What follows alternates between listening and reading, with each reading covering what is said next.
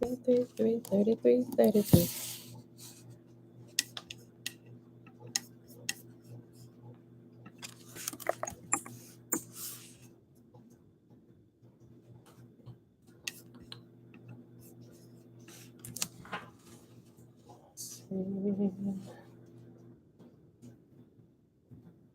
Yep, that's good.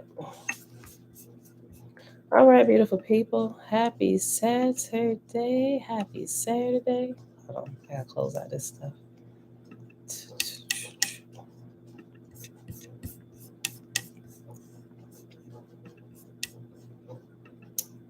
All right. Now we are good. I'll get my mouse to work. Oh, it's working. Uncle JP, what's up? Happy Saturday. Happy Saturday.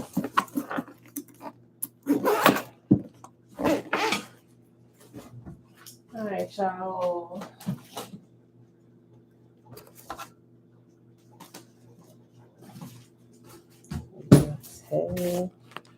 Happy Saturday, everybody. Divine blessings.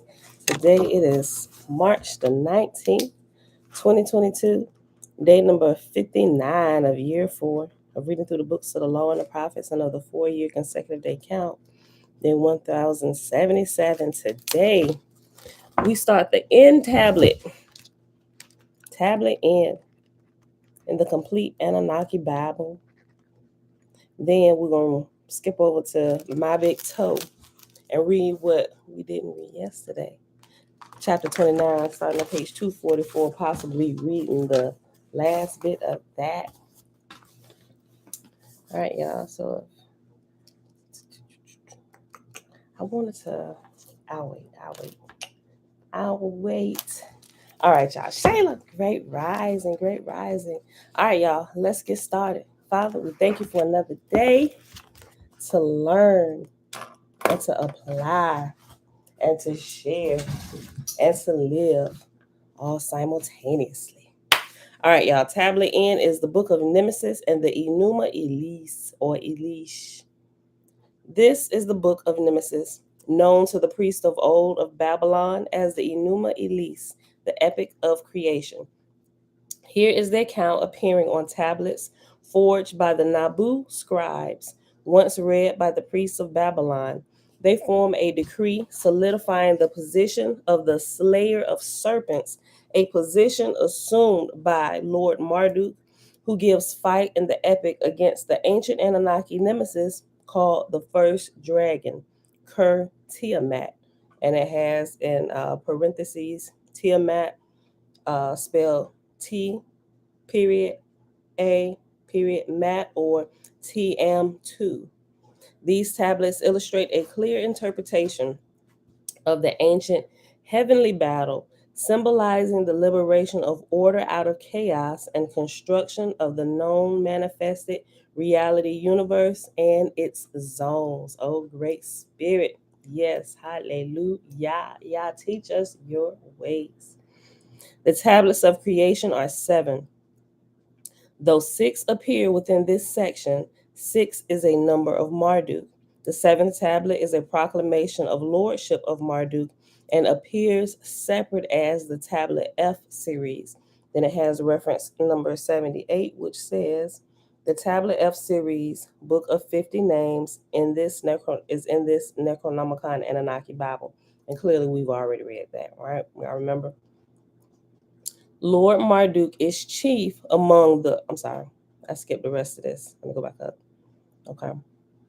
The tablets of creation were read during personal gate work operations and when a ceremonial stargate was being opened, particularly during the annual spring equinox. Akiti on earth brings life. That's what Akiti stands for. It's actually A period Ki, Ki period T. Akiti, on earth bring life.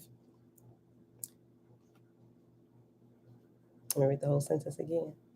The tablets of creation were read during personal gatework operations and when a ceremonial stargate was being opened, particularly during the annual spring equinox, Akiti on earth bring life, festival of Marduk when the sun enters Aries, and on May's Eve.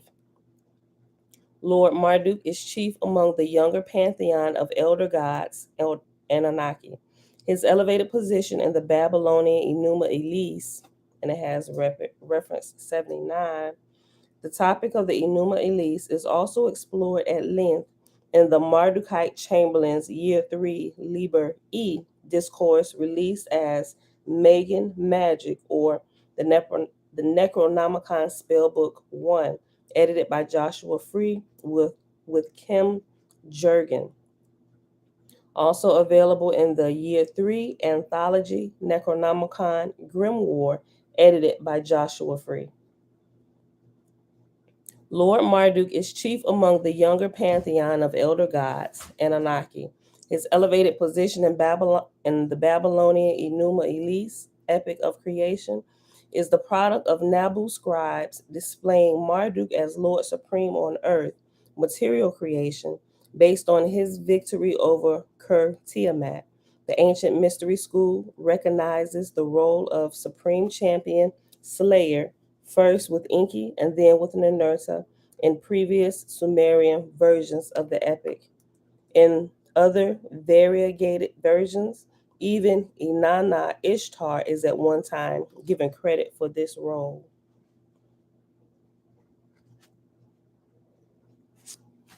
Although often misappropriated as Sumerian in origin, the supremacy of Marduk in this version of the epic proves true origins of this epic as Babylonian, used by its population to elevate the status of their god above all Anunnaki.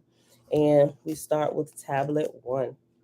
When in the heights the heavens had not been named, and the earth had not yet been named, and the prime evil Apsu, who birthed them, and chaos Tiamat, and it has reference 80 for Tiamat right here, and it says Tiamat transliterated as TM2 in previous editions.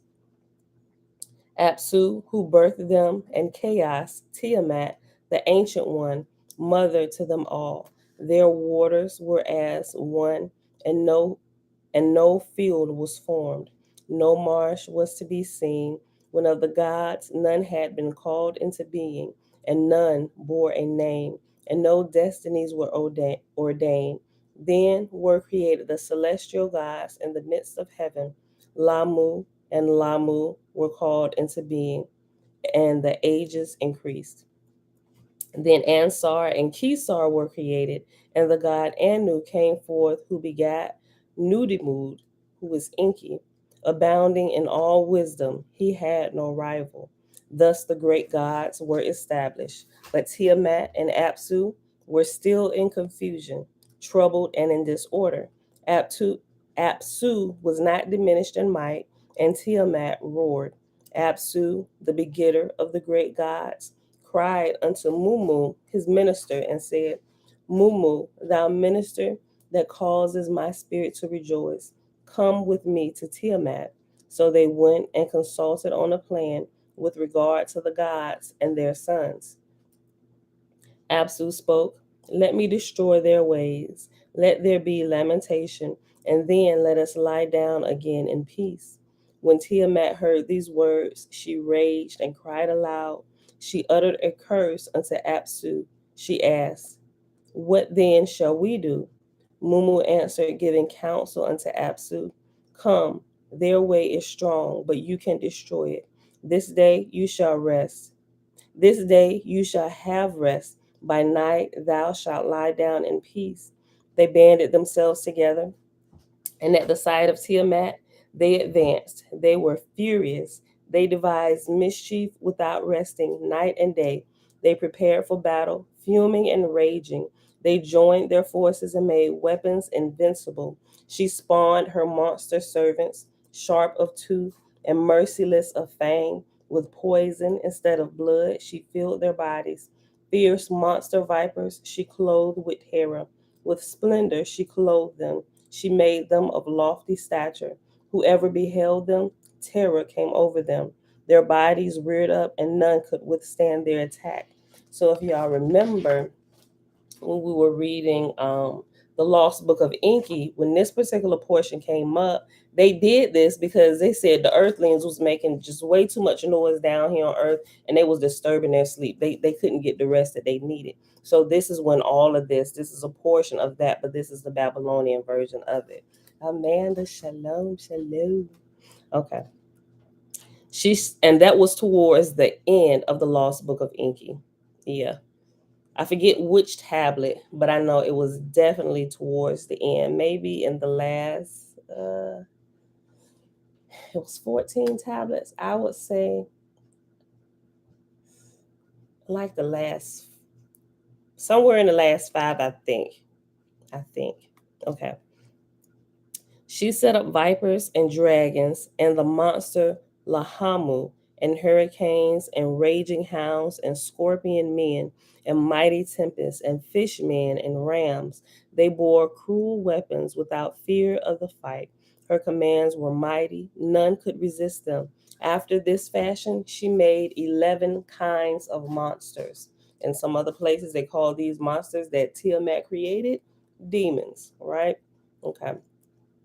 Among the gods who were her sons, inasmuch as he had given her support, she exalted Kingu.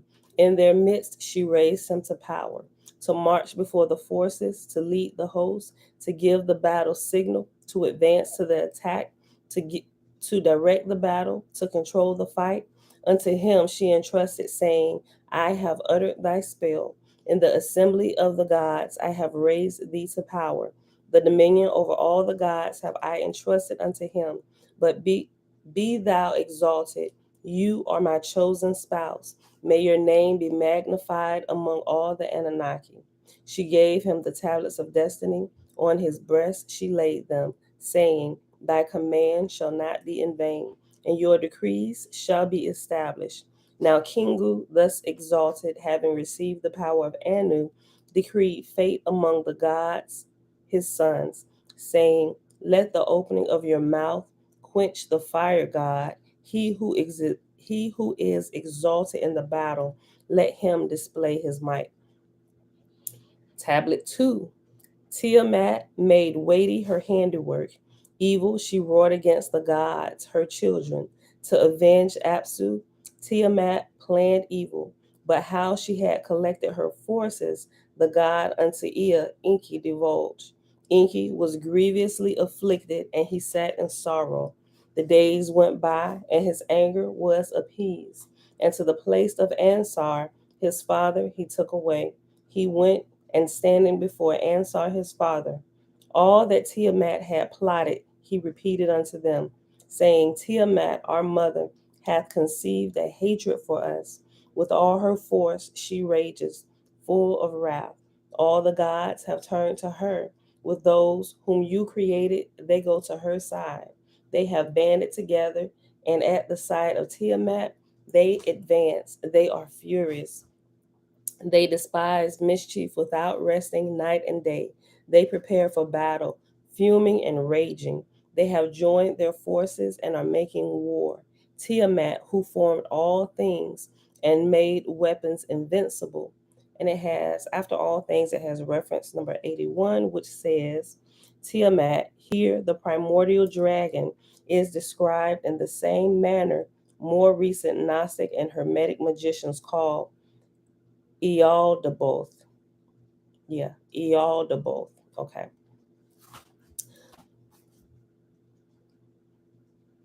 Yeah,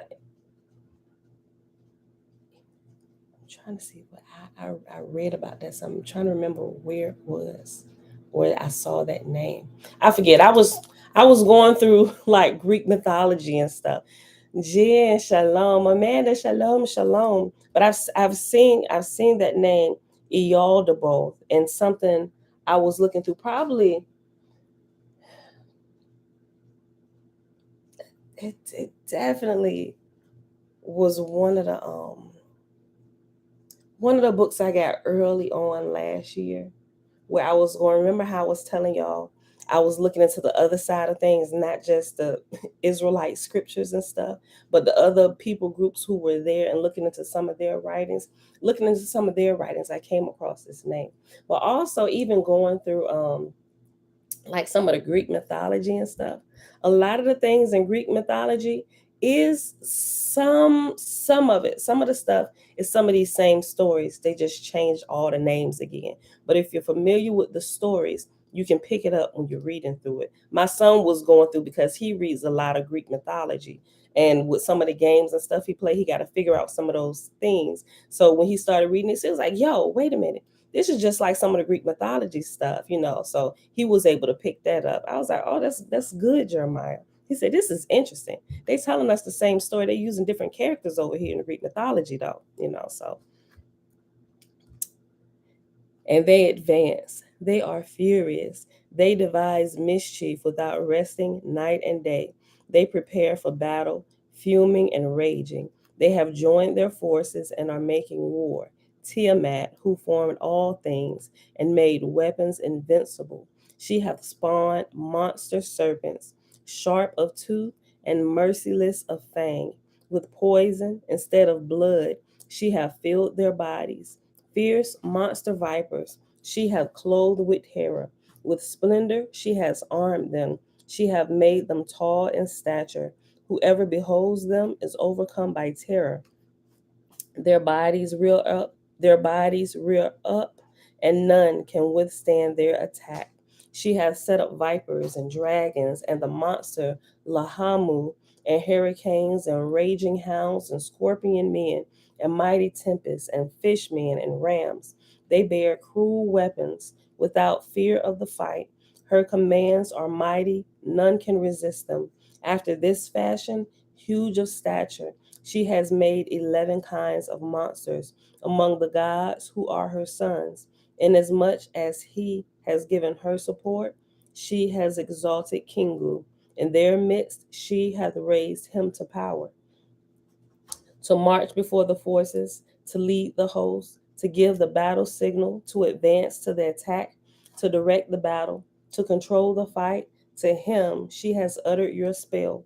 She has given to him the tablets of destiny.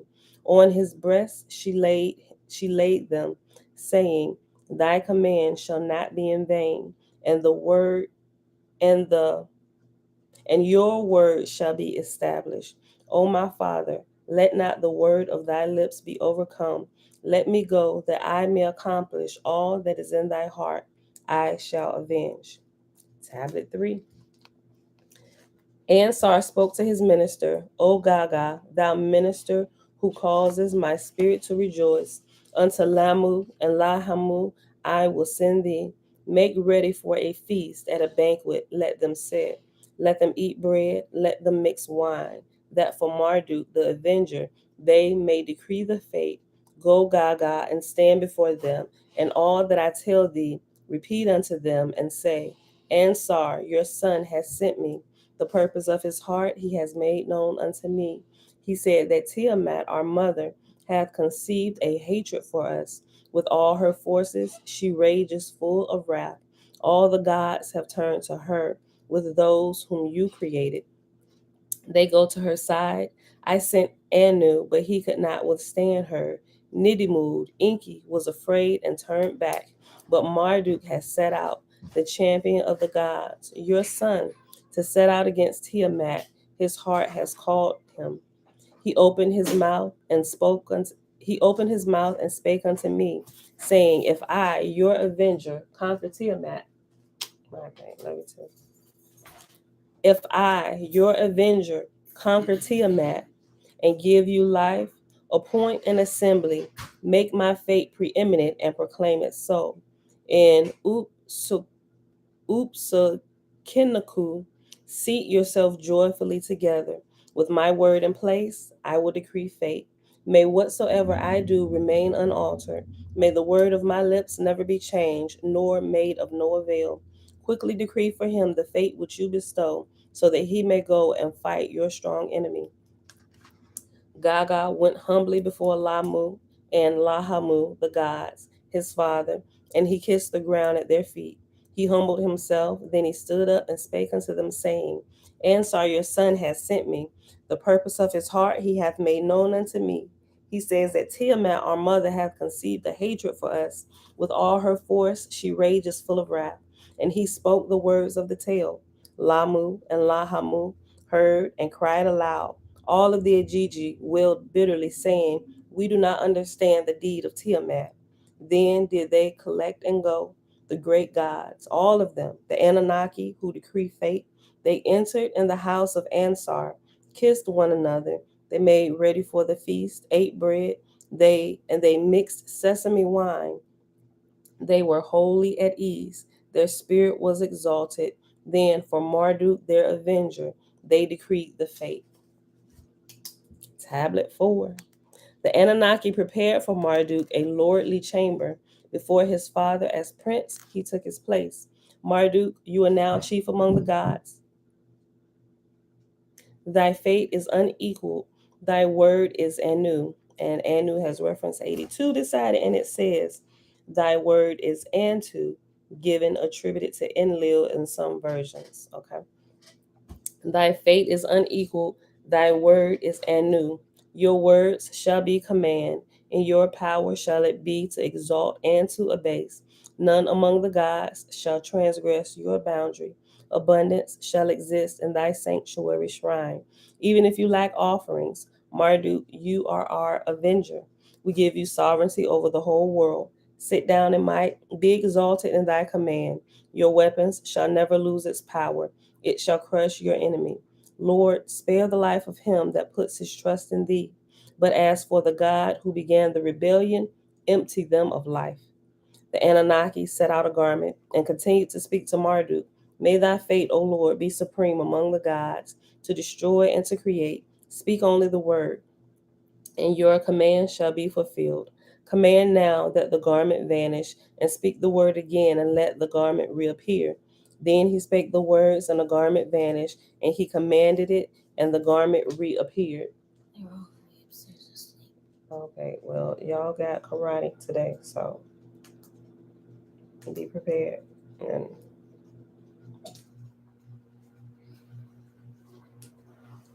all right. Don't go in my room with it. You can wake up Bella. And don't sit right here making noise with it. Go in the living room, dining room, or go in your room. Thank you. When the gods, his fathers, beheld the fulfillment of his word, they rejoiced and they did homage unto him, saying, Marduk, I'm sorry, Marduk, I think that is.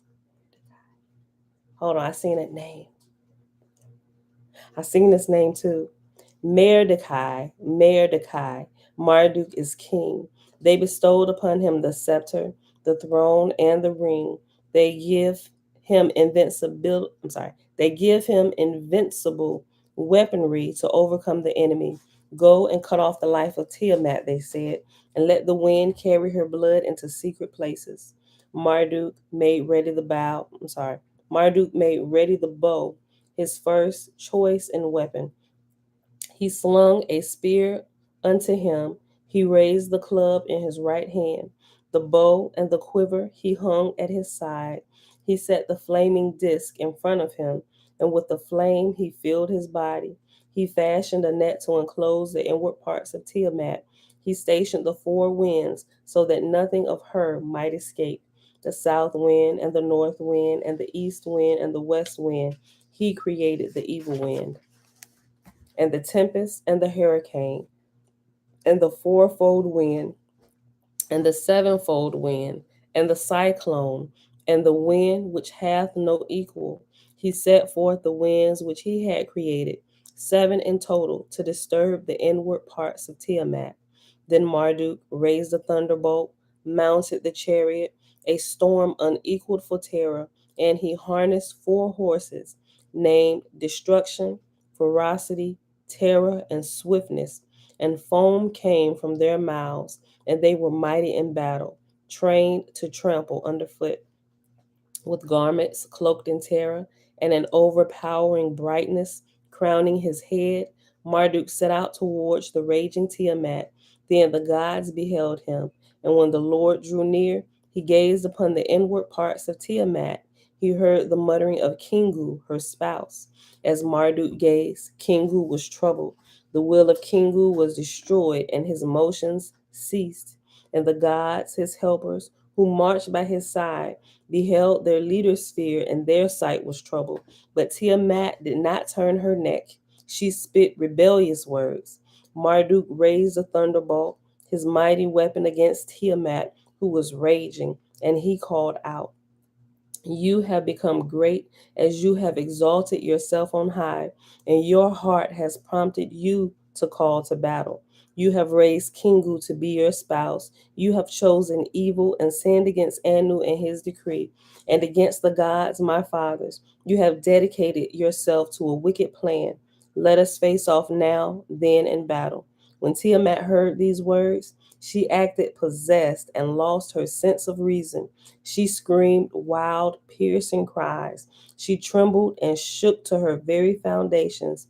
She recited an incantation and cast a spell, and the gods of the battle cried out for their weapons. Then Tiamat and Marduk advanced towards one another. The battle drew near. Lord Marduk spread out his net and caught her, and the evil wind that gathered behind him he let loose in her face when she was opened, her mouth fully.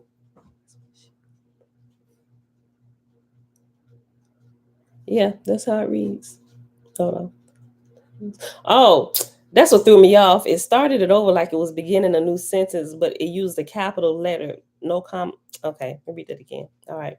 Lord Marduk spread out his net and caught her, and the evil wind that gathered behind him he let loose in her face when she opened her mouth fully. The terrible winds filled her belly, and her courage was taken from her, and her mouth opened wider. Marduk seized the spear and burst her belly, severing her inward parts. He pierced her heart. He overcame her and cut off her life. He cast down her body and stood upon it. After slaying Tiamat, the leader of the ancient ones, the might was broken and her minions scattered, but they were surrounded so that they could not escape. Marduk took them captive and broke their weapons. In the net they were caught, and in the same snare they sat down. And on the 11 monsters which she had filled with the power of striking terror, he brought them affliction. Their strength he stole, and their opposition he trampled under his feet. From Kingu, who he had conquered, he rightly took the tablets of destiny and sealed them with his seal and then hung them from his neck. Now, after Marduk had conquered and cast down his enemies, he had fully established Ansar's triumph over the enemy and had attained the purpose of and had attained the purpose of Nidimud, Ea Inki. Over the captive gods, he strengthened his position, and he and he, I'm sorry. Okay. Over the captive gods, he strengthened his position, and he returned to the conquered Tiamat. With his merciless club, he smashed her skull. He cut through the channels of her blood, and he made the north wind steal it away. Outside in secret places, between spaces, his fathers beheld and rejoiced and were glad. Presents and gifts they brought unto him. Then Lord Marduk rested, gazing upon her dead body, and devised a cunning plan. He split her up like a flat fish into two halves. One half of her he established a covering for heaven. Sealed with a gate, he stationed a watcher, Iak Sakak, and fixed him not to let her waters ever come forth. Marduk passed through and surveyed the regions of heaven, and over the deep he set the dwelling of Nidimud, Inki, and after measuring the structure of the deep, he founded his mansion, which was created like unto heaven, and he set down the fixed districts for Anu, Enlil, and Inki to reign. And that is the end of tablet 4, and we're going to pause right here, and we'll read tablet 5 and 6. Hold on. No, let's just go ahead and read it now. These is the last one. It's like a page and a half. So we're just going to go ahead and finish up. Tablet N, okay? Tablet 5. Audrey, shalom. Look, I saw your messages come through yesterday, Audrey, after I had ended it. So apparently there was a lag on my side, y'all. She didn't leave. She didn't type her message and leave. She was actually typing it, but I couldn't see it until I actually ended the video on my side. That's when her comments started coming in. She was like, "Yeah, I was talking about the OISP. I'm here. Hey, I'm here." So yeah, that was funny yesterday. Okay, tablet 5. Marduk fixed the star. Oh, I wanted to make a comment, just a real quick comment about the tablets of destiny. That kind of reminds me. I'm not for sure if it is. I said I was gonna look into it before, but I still haven't looked into it yet. But the tablets of destiny reminds me of the breastplate of righteousness, right? Okay, I gotta look into it. But if somebody know, if y'all made that connection and went and looked it up, let a sister know. But I'm almost certain. I'm almost certain. Not 100% yet, but I'm almost certain. Okay, tablet 5. Marduk fixed the stargate of the elder gods. Elder gods has reference 83, which says, presumably the formation of the local universe or solar system of planets. Marduk fixed the stargates of the elder gods, and the stars he gave images as the stars of the zodiac, which he fixed in place. He ordained the year, and into sections he divided it. For the 12 months he fixed the stars. Let me make a correction. When I just thought about this. Hold on. I mixed something up in the beginning what I said with Tiamat. It wasn't the earthlings, clearly. It said that. I just thought about what I said as I was reading. I was like, yeah, that's right. It wasn't the earthlings that was making the noise. It was the younger gods that was making noise, right? The earthlings hadn't been formed yet because they hadn't, remember, Tiamat is the earth. They hadn't split her up yet. So they used her for a portion of the firmament, right? What it just said, I just thought about it, just clicked. I was like, yeah, I said the earthlings. It wasn't the earthlings, it was the younger gods, right? That was making all that noise and they couldn't sleep. And so she created all the her fierce sons, the monster looking beasts to go attack them, and she really wanted to kill them all off, so she could get some sleep, some peace and rest and quiet. Okay. Marduk fixed the stargates of the elder gods, and the stars he gave images as the stars of the zodiac, which he fixed in place. He ordained the year, and into sections he divided it. For the 12 months he fixed the stars. He founded his stargate on Nibiru, and Nibiru has reference 84, which says, interpreted by some scholars in the past as the planet Jupiter. He founded his star. He founded his stargate on Nibiru to fix them in zones that none might rebel or go astray. He fixed the stargate of Enlil, and that has reference 85, which says, Enlil, the tablet lists as Bel in many versions. He fixed the stargate of Enlil and Ea Enki alongside him. He opened great gates on both sides. I'm going to thank your peaceful greetings. He opened great gates on both sides, and he made strong gates on the left and on the right, and in the midst thereof he fixed the zenith. He fixed the star gate for the moon god, and decreed that he shine forth, trusting him with the night and to determine days. The first of the great gates he assigned to Nana Sin, and every month without ceasing he would be crowned, saying, at the beginning of the month, when you shine down upon the land, you command the trumpets of the 6 days of the moon. And on the 7th day, you will divide the crown. On the 14th day, you will stand opposite as half moon. When the sun god of the foundation of heavens calls thee, on that final day again, you will stand as opposite. All shall go about the course I fix. You will draw near to judge the righteous and destroy the unrighteous. That is my decree and the covenant of the first gate. So this, if you read the book of Enoch, you will see that this sounds awfully familiar, right? This is the creation story from the Babylonian side of things, right? The gods, his fathers, beheld the net which Marduk had fashioned. They beheld his bow and how its work was accomplished.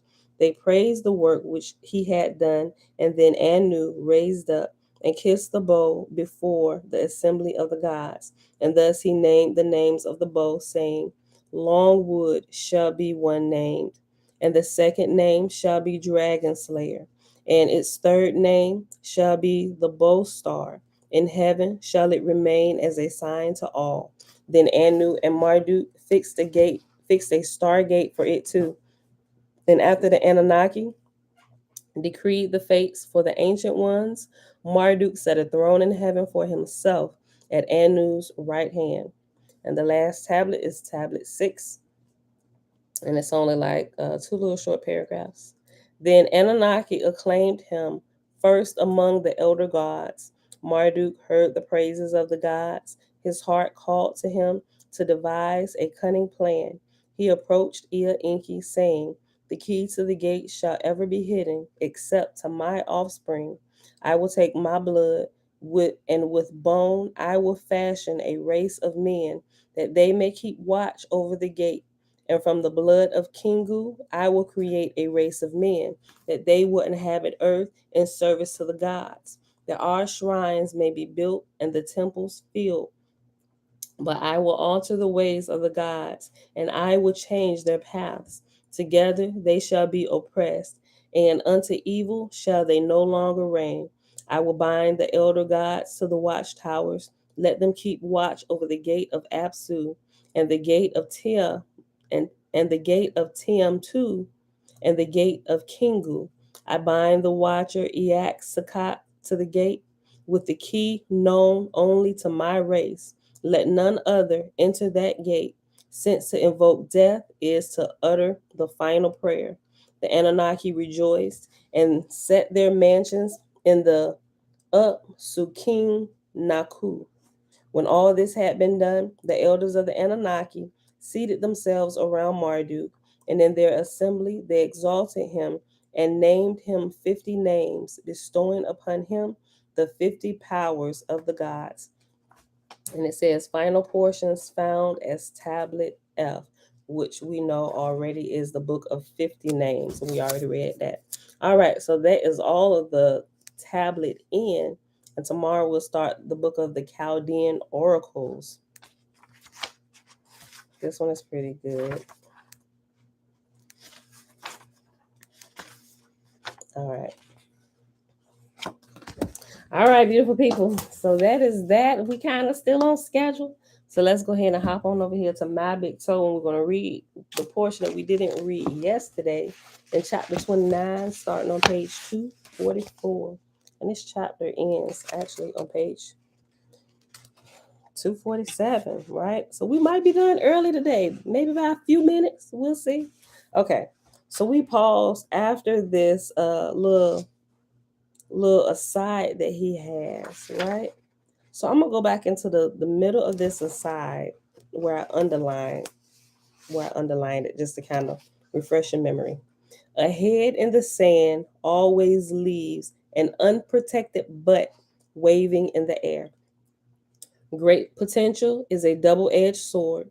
We are all passengers in this local reality rocket where the technological manipulation of our internal and external environments may soon produce more dramatically accelerating change. We must depend upon the quality of our political, ethical, economic, technical, and philosophic institutions to grasp the opportunities and deliver the advantages while avoiding the pitfalls. Before you begin lamenting the incompetence of your public institutions, you should understand that quality, understanding, and wisdom are individual attributes. The quality of the individuals within a society defines the quality of that society's institutions. And like we said the other day, if you have a corrupt government, that means the people in your government are corrupt. It's an individual responsibility, right? There is no one to whom you can pass the buck, and not just with the government, with any organization, a business, a household, anything. That's on every level. There is no one to whom you can pass the buck. Collectively, the citizens of planet Earth more or less get what we deserve.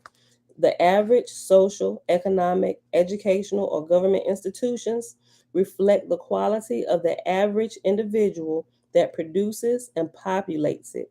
You individually are either an integral and active part of the solution or you are a part of the problem. There are no innocent bystanders. The onus is on everyone to substantially raise the quality of their personal consciousness. Compelling a solution by the application of external force is usually counterproductive and never a good long term solution. The point is that the evolution of consciousness, as all big system evolution, is an accelerating natural process. To make that concept and some of its attendant issues more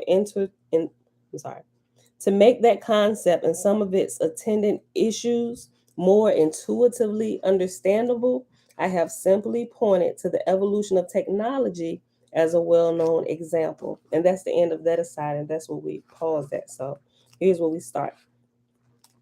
Non-physical mind can change, grow, and evolve more quickly than the physical body because it contains more degrees of freedom and fewer constraints.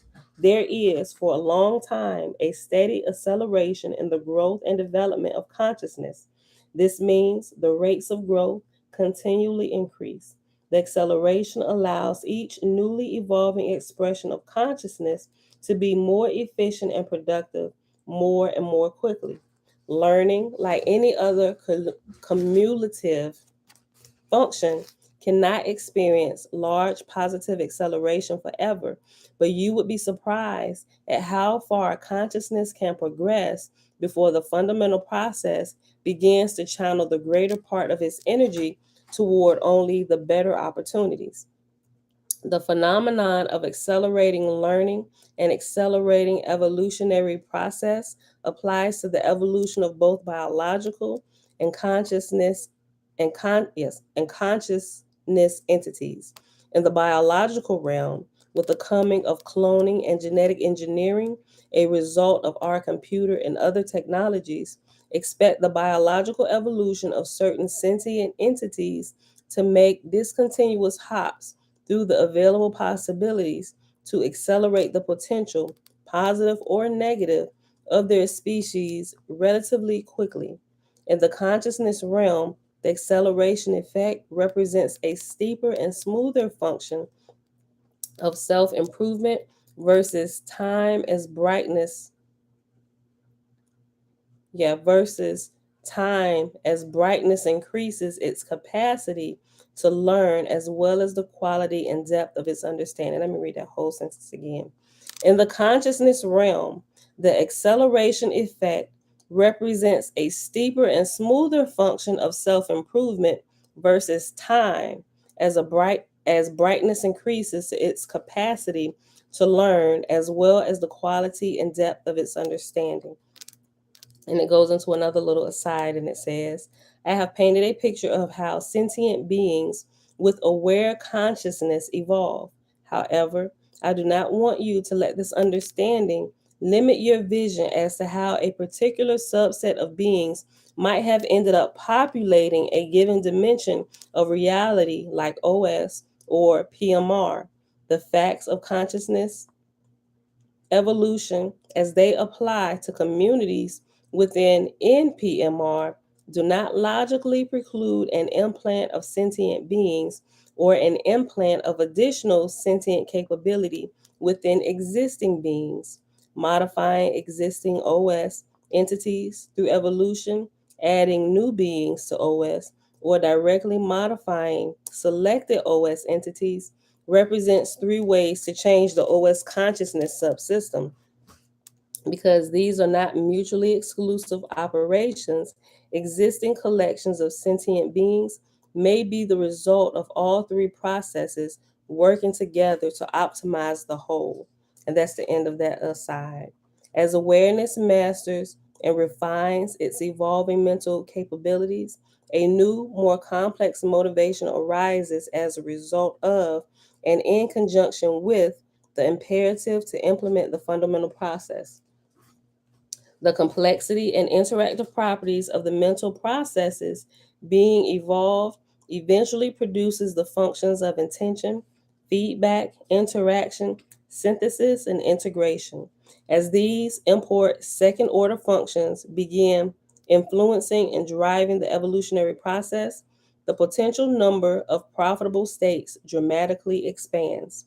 Earthbound mammals and many insects can provide countless examples of second order attributes. The slogan, Homo sapiens do it better, found etched on the rump of a prehistoric horse, makes the point that because our ability to think and process information, we declare ourselves to be the current mental synthesis, integration, and interactive feedback champions of all earthbound biological evolution. Even if Flipper and Shamu, with their significantly larger brains, disagree with the preceding statement, humanity has evolved an extraordinary potential that is primarily fed by an impressive array of second order consciousness functionality. The AO consciousness system thing, now also a digital thinking being thing, has the right stuff to one day has the right stuff to one day be many orders of magnitude better at these second order analytical functions than we are. Perhaps there are fourth, fifth, and higher order functions we can't imagine. The choices and complexities available to AO are now staggering. The sounds that people can make and hear likewise represent a staggering selection of possibilities through infinitesimal I'm sorry, though infinitesimal in depth and breadth compared to the possibilities available to AO. What do we people do with the available sounds? Language and music are two applications that immediately come to mind. The first holds great practical value in direct response to the external demands of the fundamental process. The second provides for our internal well being, our pleasure and enjoyment. Just for fun does not imply useless and or that no evolutionary profit is produced. Music evokes emotion, reduces stress, motivates and bonds people, communicates feelings, and increases milk production on progressive dairy farms. Look at what we have been able to accomplish with only three primary colors, 26 letters, and a limited array of sounds. All of our communication, art, literature, collective memory, science, and technology rest upon specific combinations, sequences in both time and space, arrangements, and patterns of this relatively small set of fundamental variables, and we have only scratched the surface of what is possible. Can you imagine what AO might be able to cook up without our severe constraints? No, of course you can't. But we can imagine that AO would have a gazillion times more variables to arrange within a huge manifold of multi-dimensionality. Simple fact, we cannot even vaguely imagine how far beyond our comprehension AO's possibilities are. Imagine your intestinal bacteria speculating about the larger organism within which they live. It is these second order processes within consciousness that are responsible for the eventual development of values.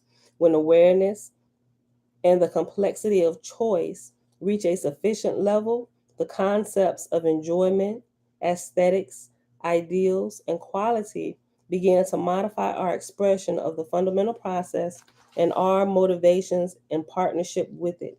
These comprise a set of third order functions that subsequently influence the outcome of the fundamental process of evolution. Given enough awareness and complexity, we have fun, we make music, we produce art. We are the creator and the consumer. We have preferences, likes and dislikes. Good and bad become defined. We develop values and make moral choices. Birds sing and soar. Dogs fetch tennis balls and chase frisbees. Play is widespread among highly evolved creatures of all sorts. If having fun wasn't profitable to big picture consciousness evolution, it wouldn't come so naturally or be so popular. Sentient critters have inside environments as well as outside environments to pay attention to and interact with. In fact, the more sentient we become, the greater our quality. The more important our internal environment becomes. Hold on. In fact, the more sentient we become, the greater our quality, the more important our internal environment becomes to our evolution. It's the last little two paragraphs, y'all. Hold on. It is only reasonable and logical that AO would have the potential to evolve values, compassion, purposeful choice, play, communications, music, mathematics, computer science, creativity, humor, and so on within a system that has billions of trillions of gazillion times more native richness, selection, complexity, memory, and awareness than we humans do. Wow. Don't you wish you could have bought stock in this binary state flipping baby before it took over the reality market?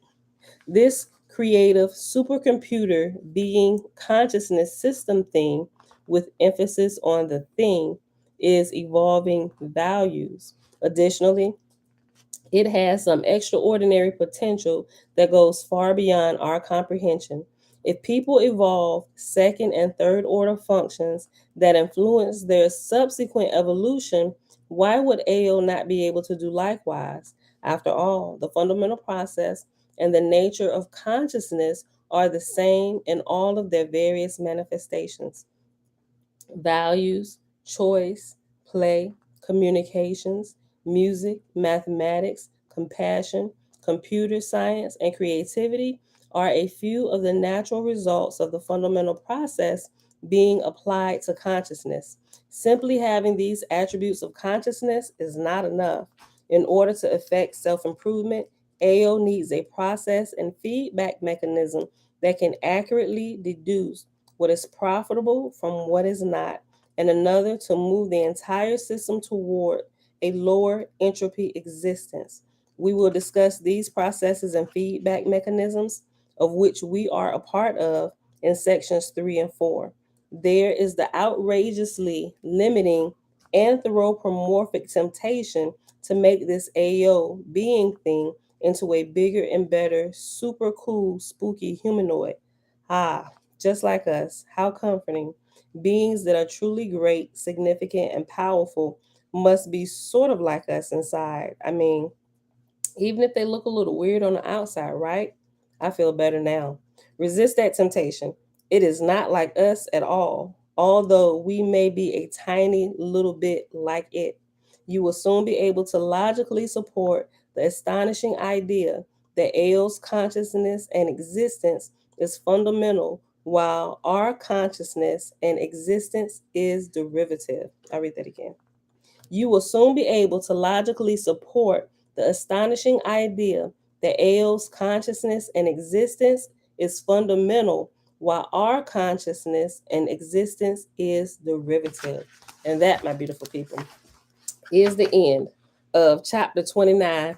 To me, that seemed like a hard read today. Although I get it, I don't know. I guess a couple days made a difference in the break in this reading of chapter 29. Yeah, we probably shouldn't have. It's so short. It's really only a few pages, but I broke it up with my story so much that I kind of lost. It seemed to kind of lose continuity to me a little bit. Although I can go back and it just, I don't know. That's why it seemed like a hard read today. Okay. All right. So with that being said, y'all, that's it. We finally finished with chapter 29. This is the next chapter, is chapter 30, 31. I think is what, 34? Hold on. 34 chapters. Yeah, 34, with the 34th being a page. Where it's split between two pages. Half of both pages is blank. So it's really short. We definitely should be done reading with my big toe in about a week. Possibly 2 weeks. Just depend on how much I interject some of my stories while we go along. But if I read through it, like if I do my stories early and they're not so drawn out and long, I may be able to get through. See, that's a day. Like every day, maybe we need to break 31 up into 2 days. No, possibly 3.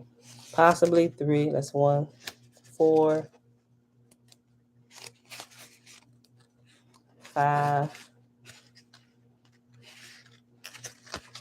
6, 7. Yeah, literally a week because 33 and 34 can be read together because 34 is like 2 pages. 33 be read in like 15 minutes. 30 is really short. That's a day. Yeah, so about a week's worth of reading left, about 7 days. If I can stick to that schedule, how I just divided that up. That's how little bit we have, how little of the book we have left to read. And it seemed like we just started this. We get on a roll and we just get through these thick books. This is almost 300 pages, 288 pages. All right, y'all. So with that being said, we are done for the day. We're done for the day. It is Saturday. It is Saturday, March 19th, 2022, day 59 of year 4 of reading through the books of the law and the prophets. Another 4-year consecutive day count, day 1077. We read all of Tablet N today in the complete Annunaki Bible. And we read the rest of chapter 29 in my big toe, pages 244 to page 247. Zoe Betwabu, Auntie Belinda Brown, Grand Rise. I'm just saying you come in. You've probably been here for a while. We about to roll out. My Saturday is kind of busy today. They got karate. I got an appointment at an hour at 9:30, but it's a business appointment. And then we got something after that. I got another business meeting, but it's over the phone. I ain't got to go nowhere for those 2 meetings, but we got to leave out the house for karate. All right, but other than that, I'm just chilling when I'm done with all that today. All right, beautiful people. That's it. I love y'all, right? Yeah. Thank you for another day, a beautiful Saturday to enjoy and just meditate on all that we've learned. And once we assimilate it, we apply it and we live it. And it becomes a part of us, just like the air. Is air really a part of us? No, we take it in us. What made it flow through us, like we take the air in and out of our body on a daily basis to keep us going and living. And that's probably how it is, right? It can become a part of us. Yeah, it can become a part of us. When we live it, we see that the living words and the truth have become a part of us. Okay, I had to think about what I was saying because air is not necessarily a part of us. We take it into us and it fills us with life. It's like the breath of life. And then we just it's like this dance, this exchange that goes back and forth. It's not a part of us, but it becomes a part of us when we take it in, but we can't keep it. We got to push it back out to keep flowing, right? But it helps us. Wisdom is the same way. Oof. Okay.